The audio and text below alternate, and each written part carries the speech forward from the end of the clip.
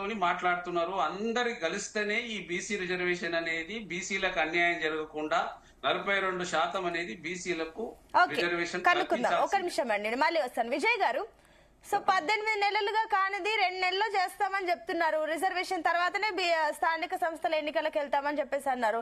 లెక్క ప్రకారం చూస్తే కాంగ్రెస్ గవర్నమెంట్ వచ్చినప్పటి నుంచి ఈ స్థానిక సంస్థల ఎన్నికలు జరగలేవు. అవి కోర్టు వరకు వెళ్తున్నాయి, పెండింగ్ లో పడుతున్నాయి, వాయిదాలు పడుతున్నాయి. అండ్ ఇప్పుడు వీళ్ళు మళ్ళీ దీన్ని తాత్కాలికంగా ప్రెసెంట్ వాయిదా వేయాలని అనుకుంటున్నారు. స్థానికంగా డెవలప్ కావాల్సిన చాలా ఉన్నాయి, అభివృద్ధి ఇప్పటి వరకు అవి పెండింగ్ లో ఉన్నాయి.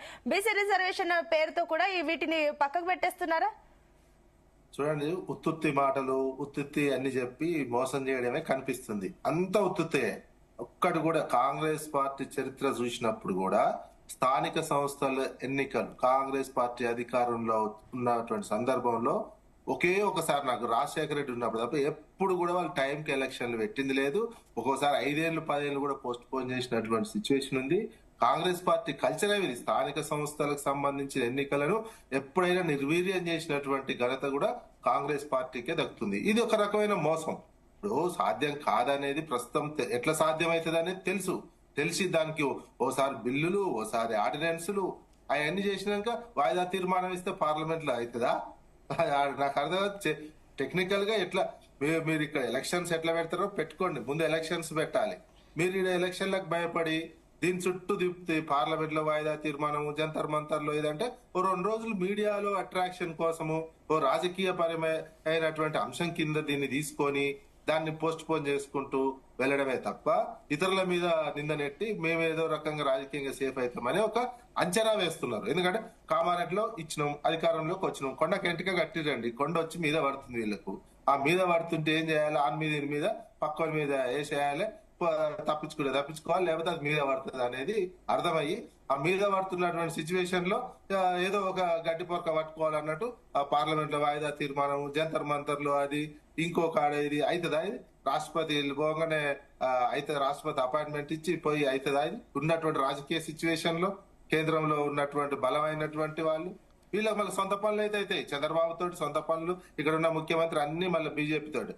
వాస్తవానికి నిజంగా చిత్తశుద్ధి ఉంటే దీని మీద చేయాలి, మిగతా అంశాలు కాదు. ముఖ్యమంత్రి గారు పేరుకిడ కాంగ్రెస్ ముఖ్యమంత్రి వ్యవహరిస్తుంది ఎన్డీఏ ముఖ్యమంత్రి లాగా వేస్తుంది పర్సనల్ విషయాల కోసం. ఏది బనకచర్ల విషయం కట్టుకో అందులో ఇంత తీసుకునేటట్టు, మిగతా అంశాల విషయంలో ఎన్డీఏ ముఖ్యమంత్రి మోడీ విషయంలో ఇంకో విషయంలో. ఇక్కడ ప్రజల సమస్య వచ్చేసరికి వాయిదా తీర్మానము ఏదో తీసుకుపోయి రాజకీయ పరమైనటువంటి అంశం. అందుకే ఈజీగా బయటపడిపోతున్నాయిగా వీళ్ళ లింకులన్నీ కూడా ఈ బీజేపీ అండ్ ఇక్కడ ఉన్న ముఖ్యమంత్రికి ఉన్నటువంటి లింకుల మధ్యలో. అందుకనే ఇది ఉద్దేశపూర్వకంగా డిలే టాక్టిక్స్ చేస్తున్నారు. ఎలక్షన్స్ తప్పించుకునే లాస్ట్ ఆఖరికి వస్తే ఇక పార్టీ పరంగా ఏదో ఇచ్చి చూద్దాం, ఇప్పటివరకు నిధులే వస్తలేవు. కేంద్రం ఎలక్షన్స్ పెట్టకపోవడం వల్ల జరిగే నష్టం పారిశుద్ధ్యం పడకేసింది. మిషన్ భగీరథ మెయింటైన్ చేసేటోళ్ళు లేరు. ఊర్లలో చెత్తకు సంబంధించిన సేకరించే ట్రాక్టర్లకు డీజిల్ పోయలేనటువంటి సిచ్యువేషన్ లో ఉంది. ట్రాక్టర్లన్నీ మూలకు పడుతున్నాయి గ్రామీణ ప్రాంతాల్లో. స్థానిక సంస్థల ఎన్నికలు లేకపోవడం వల్ల రావాల్సినటువంటి నిధులు ఇవన్నీ గాలి కొదిలేసి ఏం మాకు సంబంధం ఏంది? మళ్ళా కూడా ఏంది రాజకీయంగా మళ్ళీ 4 ఏళ్ళకు చూసుకుందాం, వస్తే వచ్చింది, నా పార్టీ కాదు ఇది, వేస్తే వచ్చింది పోతే పోయింది అనేటట్టు వ్యవహరిస్తున్నటువంటి సిచ్యువేషన్ కనిపిస్తుంది. అందుకని ఈ మోసం చేసేటువంటి స్థానిక సంస్థలకు సంబంధించినటువంటి దాంట్లో కాంగ్రెస్ పార్టీకి మనం చరిత్ర చూసినా ఎన్నడూ కూడా టైంకి ఎలక్షన్లు పెట్టలేదు, పోస్ట్ పోన్ చేస్తూనే వ్యవహారం నడిపారు. ఇప్పుడు ఒక బీసీ రిజర్వేషన్ అంశం వంక తీసుకొని దాన్ని పోస్ట్ పోన్ చేసేటువంటిదే కనిపిస్తుంది. నిజంగా ఒకవేళ ఆర్డినెన్స్ ఏది ఇచ్చేది ఉంటే ఎలక్షన్స్ అయిన వెంటనే ఆర్డినెన్స్ తెచ్చి పంపించి దానికి ఏదో తీసుకోవాల్సినటువంటి అవసరం ఉండేది. ఆర్డినెన్స్ తెలిస్తే అవుతుంది అనేది. అది కాదని తెలిసి చట్టం చేసి చట్టానికి సంబంధించి మళ్ళీ రాష్ట్రపతి సేమ్ అదే ఉంటది. డెడికేషన్ కమిషన్ కూడా ముందే వేయలే, అందరు విమర్శ చేసి డెడికేషన్ కమిషన్ వేశారు. డెడికేషన్ కమిషన్ కి ఏం రిఫరెన్స్ ఇచ్చారు వీళ్ళు? ఫస్ట్ మీరు సుప్రీంకోర్టు తీర్పు ప్రకారం ఉన్న 50% రిజర్వేషన్లు దాటకుండానే మీరు నివేదిక ఇవ్వండి అని terms and references dedication commission కి ఇచ్చారు. డెడికేషన్ కమిషన్ మొదలు అదే ఇచ్చింది, 22% ఇచ్చింది. డెడికేషన్ కమిషన్ ప్రభుత్వానికి ఇచ్చిన రిపోర్ట్ ఏంది? 22% ఇంప్లిమెంటేషన్ చేయమని ఇచ్చినటువంటి సిచ్యువేషన్. మళ్ళా ఈ ఆర్డినెన్స్ తెచ్చేటువంటి నేపథ్యంలో మళ్ళీ రెండవసారి టర్మ్స్ అండ్ రిఫరెన్సెస్ మళ్ళా పంపారు. మీరు 50% ఏది కొత్త ఆర్డినెన్స్ తెచ్చిన తర్వాత టర్మ్స్ అండ్ రిఫరెన్సెస్ చేంజ్ చేసి 50% వరకు ఉండేటట్టు ఇవ్వండి అని చెప్పి. ఇంక ఇచ్చిరో లేదో తెలియదు. డెడికేషన్ కమిషన్ రెండవ నివేదిక ఇచ్చిందా లేదా అది బయట పెట్టాల్సినటువంటి అవసరం ఉన్నది. ఇన్ని రకాల డ్రామాలు చేసుకుంటూ ఈ రకంగా మోసం చేస్తున్నది. డెడికేషన్ కమిషన్ ద్వారానే లెక్కల సేకరణ చేయాలి. మీరేం చేసిర్రు? ప్రణాళిక శాఖ ద్వారా లెక్కల సేకరణ చేసి డెడికేషన్ కమిషన్ కి ఇస్తే అది చెల్లుబాటు అయిద్దా? ఒకవేళ చట్ట ప్రకారం సుప్రీంకోర్టు 50% అనేది ఒప్పుకున్న కోర్టుకు పోతే అక్కడనే తేలిపోతుంది. మీరు డెడికేషన్ కమిషన్ ఒక నిబద్ధతతో చేయలేదనేది, వివరాలు సరిగా లేవనేది, డెడికేషన్ కమిషన్ చేయలేదనేది తేలిపోతుంది, అక్కడనే వెళ్ళిపోతుంది. ఈ రకమైనటువంటి మోసపూరితమైన చేసేది ఉంటే మొదట్లోనే ఆర్డినెన్స్ చేయాల్సి ఉండే. ఆర్డినెన్స్ కాకపోతే డెడికేషన్ కమిషన్ మొదట వేయాల్సి ఉండే. డెడికేషన్ కమిషన్ ద్వారానే మీరు ఈ లెక్కలు తీయాల్సినటువంటి అవసరం ఉండే. ప్లస్ అది కూడా ఏంటంటే జనాభా లెక్కలు కులగణన అనేది అసలు రాష్ట్రాలకు హక్కే ఉండదు. ముందు కేంద్ర ప్రభుత్వం చేయాల్సినటువంటి అంశం అనే దగ్గర మళ్ళీ వస్తుంది. మీరు ఎంతసేపు తమిళనాడు చూస్తే తమిళనాడులో రాజకీయ పరమైనటువంటి రిజర్వేషన్స్ లేవు. ఓన్లీ విద్యా ఉద్యోగాల్లో మాత్రమే ఉన్నటువంటి అంశం. రాజకీయాల్లో తమిళనాడులో స్థానిక సంస్థల రిజర్వేషన్స్ లేనే లేవు. అటువంటి పరిస్థితి ఉన్నటువంటి సిచ్యువేషన్ లో వీళ్ళు ఏదో మోసం చేసే ఉద్దేశము, కామారెడ్డి ఏదో కొండకైతే ఈ రకమైనటువంటి వ్యవహార పద్ధతే నష్టం చేస్తుంది. రాష్ట్ర అభివృద్ధికి, రాష్ట్రానికి ముందు అభివృద్ధికి ఆటంకం కలిగించే విధంగానే కాంగ్రెస్ పార్టీ వ్యవహరిస్తుంది స్థానిక సంస్థల విషయంలో. జితేందర్ గారు, సో మరి విజయ్ గారు చెప్పిన అంశాలకి ఏం చెప్తారు? నిజమే కదా, మరి మీరు వచ్చినప్పుడే ఈ చట్టాలని కానివ్వండి, డెడికేషన్ కమిషన్లని కానివ్వండి తీసుకురావచ్చు కదా. కరెక్ట్ 2 నెలల టైము, ఇంకొక 5-6 నెలల్లో ఉంది. అటు హైకోర్టు నుంచి మొట్టికాయలు వచ్చేంత వరకు మీ నుంచి కొంత పుషప్ అయితే ఉండదు. ఎందుకు? ఒకటండి, విజయ్ గారు విశ్లేషకులు మాట్లాడతలేరు, ఒక పార్టీకి సంబంధించిన స్పోక్ పర్సన్ లాగా మాట్లాడుతున్నారు. ఆయన ఒక్క నిమిషం ఆగన్నా, విజయ్ గారు మీరు పూర్తిగా విశ్లేషకుల ఒక్క నిమిషం ఆగండి. మీరు మాట్లాడినప్పుడు నన్ను అడిగినప్పుడు నేను చెప్పాలి కదా. అభిప్రాయం అనేది విశ్లేషకులు అనేది లోపాలు ఏం జరుగుతున్నాయి, ఏం చేస్తున్నది అనేది సజెషన్స్ ఇవ్వాలి. బీజేపీ ప్రతినిధిగా మీరు మాట్లాడుతున్నారు, మరి ఒక్క పార్టీని టార్గెట్ చేసి మీరు మాట్లాడుతుంటే మిమ్మల్ని ఎట్లా విశ్లేషకులు అంటారండి? విశ్లేషణ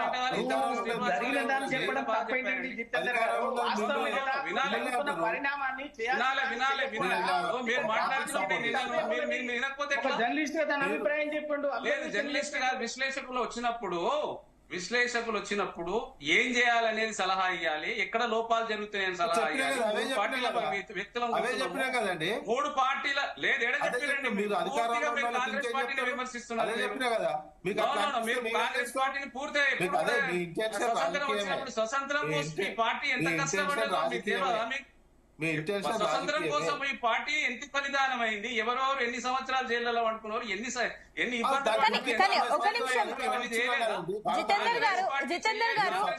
స్వతంత్ర పోరాటం చేసినందుకు గుర్తింపుగా 60 సంవత్సరాలు దేశ ప్రజలు మీకు అధికారం ఇచ్చిర్రు. ఈ దేశాన్ని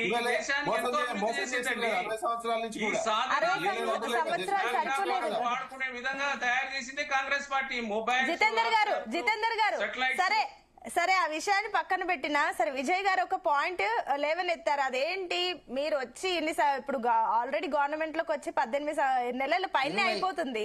మరి నెలలు అయిపోయినా అదే 18 నెలలు అయిపోయినా కూడా ఇప్పుడు కరెక్ట్ స్థానిక సంస్థల ఎన్నికలు వచ్చే ముందే చట్టాలు అంటున్నారు, డెడికేటెడ్ కమిషన్లు అంటున్నారు, ఇవి కూడా కొన్ని తప్పులుగా చెప్తున్నారు అని చెప్పేసి కదా పాయింట్ ఆయన అన్నారు. దానికి మీ జవాబు ఏంటి? ఇప్పుడెందుకు మీకు గుర్తొచ్చింది బీసీలని? మీరు రాగానే బీసీలకు సంబంధించి 42% రిజర్వేషన్ సంబంధించి పోరాటం చేయొచ్చు కదా. ఇప్పుడు ఏదైతే జంతర్ మంతర్ చేయాలనుకుంటున్నారో కేంద్రం పైన ఒత్తిడి, అవన్నీ మీరు రాగానే చేయొచ్చు కదా.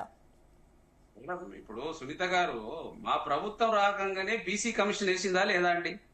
వేసింది కదండి. ప్రక్రియ అనేది ఊరికేనే రాదు కదండి. ఏ కార్యక్రమం చేయాలన్నా దానికి ఒక ప్రాసెస్ ఉంటది కదా. బీసీ కమిషన్ వేయలేదా? బీసీ కమిషన్ కదా.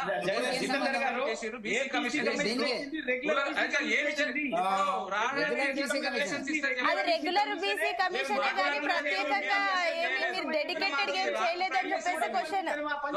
మీరు రాంగ్ ప్రాక్టీస్